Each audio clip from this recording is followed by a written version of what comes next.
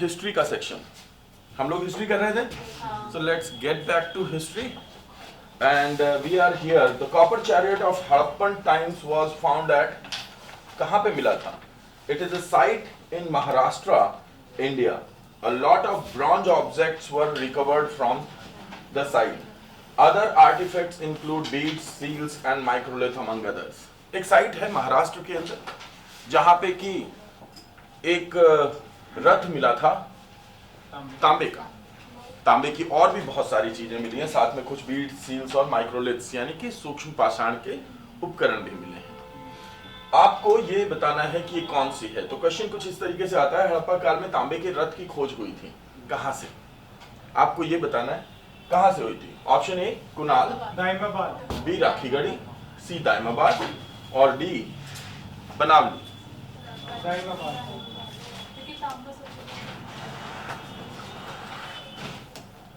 दाइमाबाद जी।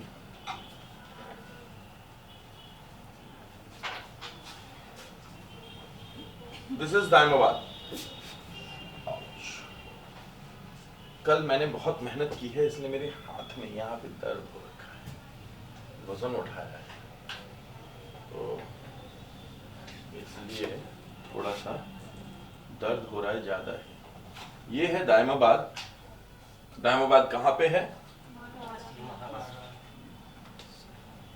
दाइमाबाद है महाराष्ट्र में। ये हो गया गुजरात, ये हो गया महाराष्ट्र का रीजन, और ये इसकी 2D इमेज है। और अगर आप देखना चाहें तो this is it's 3D image. और दाइमाबाद जाना जाता है किस चीज के लिए? सबसे पहली बात तो ये भारत में जो हड़प्पा साइट्स हैं उसमें सदर्न मोस्ट पॉइंट है, सबसे दक्षिणी बिंदु है दाइमाबाद। और दूसरी बात है कि यहाँ से सबसे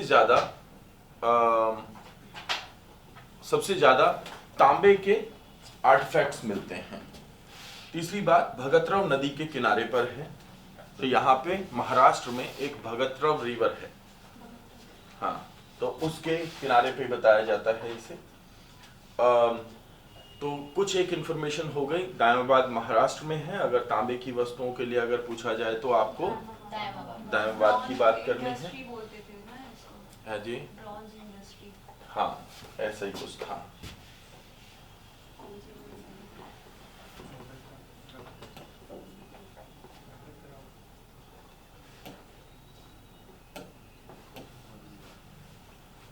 और अगर हम यहाँ पे देखना चाहें तो ये है राखीगढ़ी। राखीगढ़ी जो कि हाल ही के शोध से पता चला है कि ये भारत में सबसे बड़ी साइट है जो कि इससे संबंधित है। जो यहाँ पे आप देख सकते हैं, ये वो जगह है। राखीगढ़ी हिसार डिस्ट्रिक्ट में पड़ती है, हरियाणा के, जो कि नॉर्थ वेस्ट दिल्ली से थोड़ा सा, दिल्ली के नॉर्थ वेस्ट में है। ये वो रीजन है जो हमें राखीगढ़ी से मिलता है। ये मुख्य साइट है जहाँ पे कि राखीगढ़ी पे जाते हैं। तो हम जब गए हैं तब इसी जगह पे गए थे, और Rakhigarhi was one of the area जहाँ पे कि हमने अपने पोस्ट ग्रेजुएशन के दौरान रिसर्च की थी। दाइमाबाद में भी कुछ चीज़ें हैं जो कि देखनी चाहिए आपको, क्योंकि आप कभी जाओगे तो हो नहीं वहाँ पे। हाँ, बिल्कुल अलाउड है, 100%। ये क्या है, ये टूरिज्म प्लेसेस हैं अब तो। और हर जगह पे क्या है कि वहाँ से संबंधित जो चीज़ें मिली हैं उन सब की एक वहीं पे म्यूजियम बना हुआ है, तो आप उन्हें देख सकते हैं। अच्छा, यहाँ पे शायद कम ही कुछ अवेलेबल है। चलिए आगे बढ़ते हैं। तो इसका आंसर क्या होगा? इसका आंसर होगा दाइमाबाद, राइट। ये है वो रथ जो मिला है। This is known as mystery man. Mystery man, इस तरीके का कोई व्यक्ति इसको चलाते हुए रथ को केवल एक जगह पे दाइमाबाद में ही आज तक दिखाया गया है और कहीं पर भी नहीं। तो that's why he is called mystery man of Daimabad, right. चलिए आगे बढ़ते हैं। हड़प्पा वासियों द्वारा आयातित सबसे महत्वपूर्ण वस्तु क्या थी? आयातित मतलब इंपोर्टेड, जिसको इंपोर्ट किया जाता था, उन वस्तुओं में सबसे महत्वपूर्ण क्या थी? धातु और बहुमूल्य पत्थर यानी मेटल एंड प्रीशियस स्टोन्स, खाद्यान्न फूड ग्रेन्स, वस्त्र क्लोथ्स, या मिट्टी के बर्तन। तो सबसे ज्यादा जो इंपोर्ट किया जाता था वो था धातु और बहुमूल्य पत्थर। हाँ पूछो, कहाँ से करते थे ये? तो इट्स अ गुड क्वेश्चन। पहली बात तो ये देखते हैं कि हमारा जो क्षेत्र है वो कौन सा है। ये हो गया सप्त सिंधु क्षेत्र यानी इंडस और उसकी सहायक नदियां। इसके ठीक नीचे ये एरिया हो गया सिंध और बलूचिस्तान वाला स्थान हो गया। फिर ये हो गया गुजरात वाला स्थान हो गया। ये पूरा रीजन है जो कि जहां पे कि त्रिकोणीय अवस्था में ये हड़प्पा सिविलाइजेशन हमें मिलती है। इसमें जो मेटल एंड प्रीशियस स्टोन्स थे, जिसमें कि खास करके रॉ मटेरियल थे जो कि इंपोर्ट किए जाते थे हड़प्पन सिविलाइजेशन में। मेटल्स जिनमें रॉ मटेरियल्स थे लाइक कॉपर, कहां से किया जाता था? बलूचिस्तान और सेंट्रल एशिया से। कॉपर बलूचिस्तान और सेंट्रल एशिया से। Silver from Afghanistan and Rajasthan also, ठीक है ना, Khetri. Gold from Afghanistan, Karnataka and Persia. Persia यानी कि ईरान, आज का Iran. And lead from Rajasthan, सीसा कहां से? राजस्थान से और साउथ इंडिया से। इतने में काम हो जाना चाहिए। वैसे लैपिस लजुली बदख्शां से आता था और ऐसी बहुत सारी चीजें थी। तो एक बहुत लंबी लिस्ट है, इसके लिए एनसीईआरटी को फॉलो करें। अगर इससे ज्यादा अगर आपको याद करना हो, इतने में आपका काम चल जाएगा जब आप पेपर में बैठेंगे तो। पर अगर इससे ज्यादा अगर लिस्ट करनी हो तो एनसीईआरटी को आप फॉलो कर सकते हैं, राइट?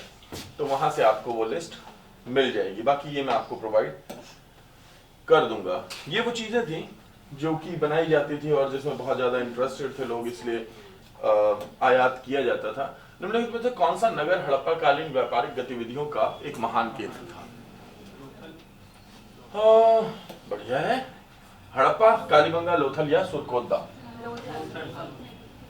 हाँ, मुझे भी लगता है कि इसका आंसर होना चाहिए लोथल। क्यों होना चाहिए लोथल आंसर? सर यहाँ पे बंदरगाह से था तो सब बंदरगाह। ये वो मैप है। I will give you the map. Tin, copper, gold, lead, silver, lapis lazuli या सोडालाइट, ये सब कहाँ से आता था ये मैप पे आपको निशान मिल जाएंगे और वहां पे जगह भी दी हुई होंगी। तो आपकी थोड़ी सी हेल्प हो जानी है इससे। और आंसर होगा लोथल। लेकिन लोथल के बारे में थोड़ा सा देखना बनता है। एक मिनट जी। So Lothal is very important site, क्योंकि यहाँ पे हमें क्या मिला है?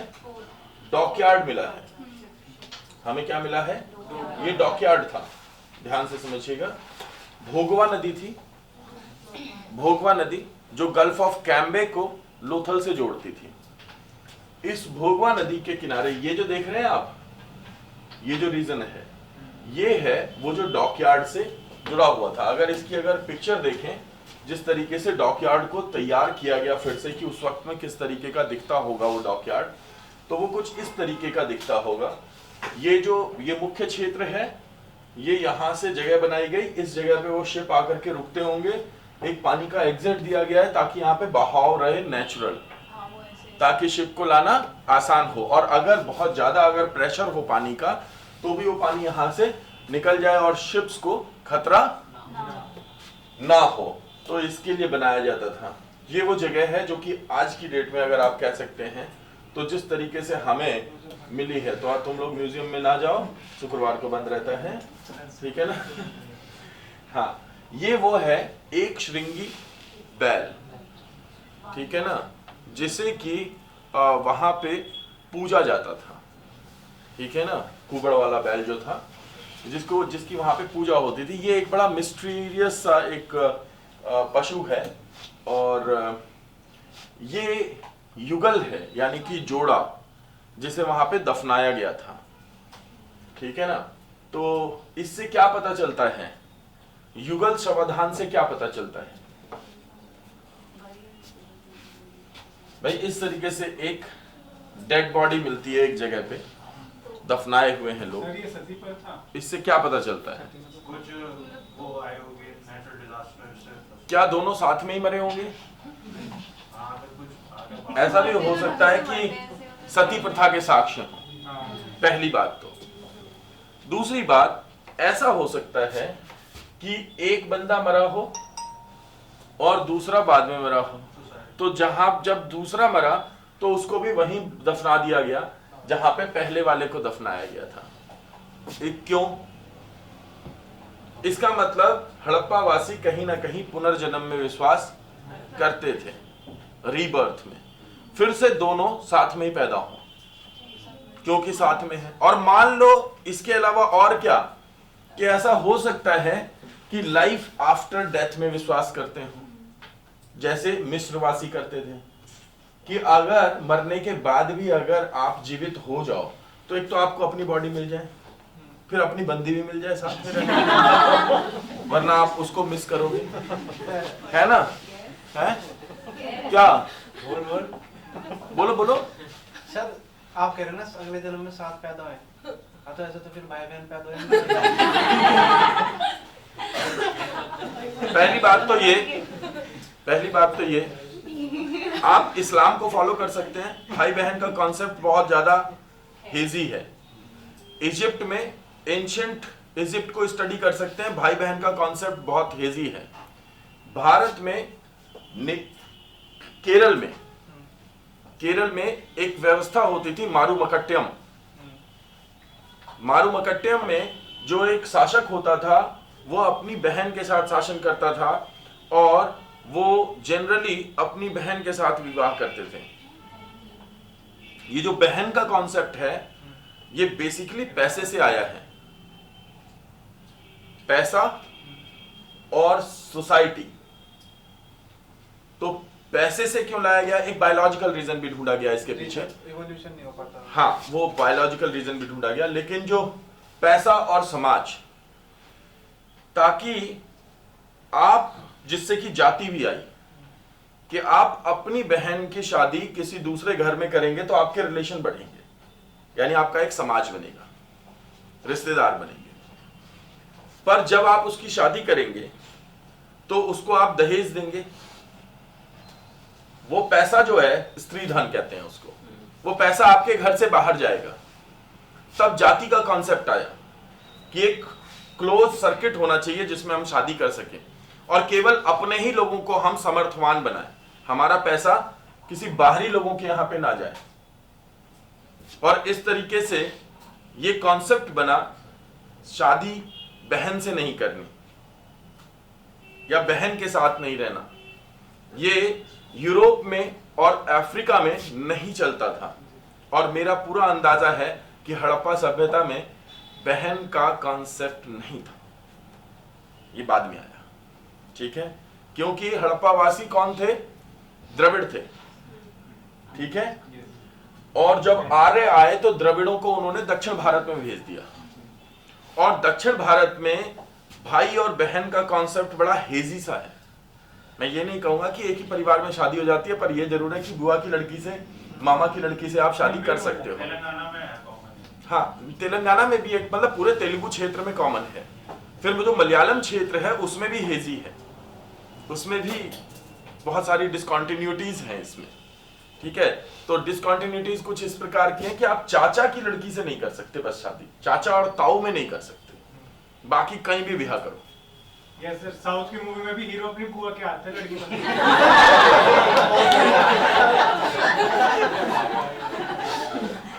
इसमें भी कोई सराय नायडू जैसी कोई फिल्म देख ली।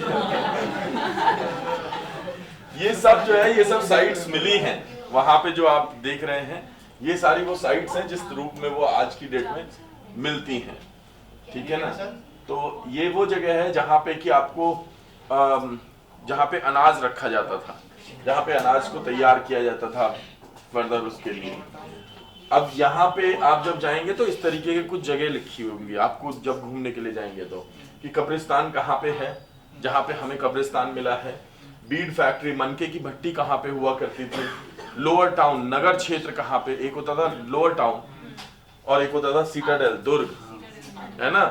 तो एक दूसरा अनाज जहाँ पे रखा जाता था, तो वो सारी चीजें कहाँ पे होती थी, इन सब का जिक्र है यहाँ पे, राइट।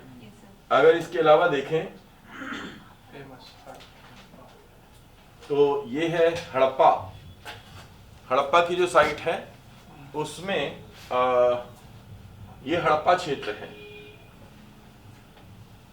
यहाँ पे आपको अलग अलग जगह पे साइट मिलेंगी। ये जो देख रहे हैं ना आप, ये सब स्मॉलर साइट्स हैं जहाँ पे की छोटी छोटी बस्तियां थी। होता ये था कि एक जगह बाढ़ आ जाती थी तो इन्हें इस जगह से जाकर के और दूसरी जगह जाना पड़ता था। तो यहाँ पे अगर पहले बसे ये, फिर बाढ़ आ गई तो ये यहाँ से मूव कर गए और इधर चले गए, फिर दूसरी जगह किसी और जगह चले गए। तो यही वो रेलवे क्षेत्र है जिसको बनाते समय इसकी जो ईंटें थी उसको चार्ल्स मैसन ने इस्तेमाल कर लिया था और सबसे पहली बार देखा था। सिर्फ रहते हैं यहाँ पे लोग? हाँ, आसपास में तो क्षेत्र में लोग रहेंगे ही ना। ये तो खैर गलत पिक्चर है, मैं आपको सही पिक्चर दिखाता हूँ। हाँ, ये हड़प्पा की पिक्चर है और ये वो बैरक्स हैं जिनकी बात होती है कि 12 बैरक्स वहां पे बने हुए थे। ये माउंड है, मुख्य माउंड जो बना हुआ था, इसे छोड़ देते हैं। मेन माउंड दिख रहा है, ये वो पिक्चर्स हैं जो कि यहाँ पे ये छोड़ देते हैं। ये यहाँ की पिक्चर ही नहीं है, ये मोहनजोदड़ो की पिक्चर है। जब एक्सकेवेशन होता है और जब ग्रुप में स्टूडेंट्स जाते हैं स्टडी करने के लिए, तो कुछ इस तरीके के ग्रुप्स जाते हैं इस क्षेत्र को स्टडी करने के लिए। हड़प्पा को जाना जाता है कि Harappa one of the bigger site थी और यहाँ की शायद एक राजधानी भी हुआ करती होगी। हनुमानगढ़ आपने जगह सुना होगी, कहाँ पे है? राजस्थान में। भाई मान जाओ जी। तो कालीबंगा किस चीज के लिए फेमस है? ये है कालीबंगन क्षेत्र, ठीक है जी। और इस क्षेत्र में मुख्य रूप से जाना जाता है किस चीज के लिए? 7 फायर ऑल्टार्स पाई गई थी यहाँ पे। क्या पाई गई थी? 7 फायर ऑल्टार्स पाई गई थी, जहां पे कि आग जलाई जाती होगी, आग की छोटे छोटे ऑल्टार्स पाए गए थे। ये पता नहीं, हाँ ये भारतीय जहां जाते हैं वहां पे यही होता है। तो this is a normal site, तो मैं इसकी तरफ नहीं लेकर के जाऊंगा आप लोगों को, बेकार में दुविधा हो पहचानने में। और क्या बच गया? सुरकोदा। तो मुझे नहीं लगता कि इसमें बहुत कुछ देखने का है, पर हाँ सुरकोदा साइट जो है वो कई बार ऑप्शन में हमेशा रहती है, सुदकन गेंडोर और सुरकोदा, क्योंकि लोग कम पढ़ते हैं इसके बारे में, इसलिए। साइट ऐसी थी जहाँ पे कि बहुत ज्यादा ट्रेड से जुड़ी हुई थी और यहाँ पे हड़प्पा सभ्यता के पतन के ज्यादा साक्ष्य मिलते हैं रादर की एस्टैब्लिशमेंट के, ठीक है जी। तो हाँ, गुजरात में सुरकोदा जो साइट है वो है गुजरात में। तो ये वो साइट्स हैं जो कि मतलब जो आपको वहां पे देखने के लिए मिलता है, कुछ बहुत ज्यादा है नहीं बेसिकली। हाँ नहीं, ये सब एक्चुअली क्या है, यहाँ पे जब एक्सकेवेशन हुआ था और आज की डेट में बहुत अंतर है, क्योंकि कोई ऐसा बहुत बड़ा फैला हुआ टाउन तो मिला नहीं, कुछ कुछ जगहों पे चीजें मिली थी, तो इसलिए इसको प्रोटेक्ट करना बड़ा मुश्किल हो गया है। हमारे यहाँ तो वैसे भी जो लोग जीवित हैं उन्हीं को प्रोटेक्ट नहीं किया जा रहा, तो अब इस पे कितना पैसा खर्च किया। यहाँ कोई जाता भी नहीं, जहाँ पे जितना ज़्यादा टूरिस्ट ट्रैवल के लिए वो फेमस हो उतना पैसा वहाँ पे खर्च किया जा सकता है, और इनके रख रखाव के लिए बहुत पैसा खर्च करना पड़ता है। तो जहाँ पे बहुत ज़्यादा टूर ट्रैवल नहीं हो रहा है उन क्षेत्रों में बहुत ज़्यादा प्रोटेक्शन हो नहीं पाता, right. So that was it for today.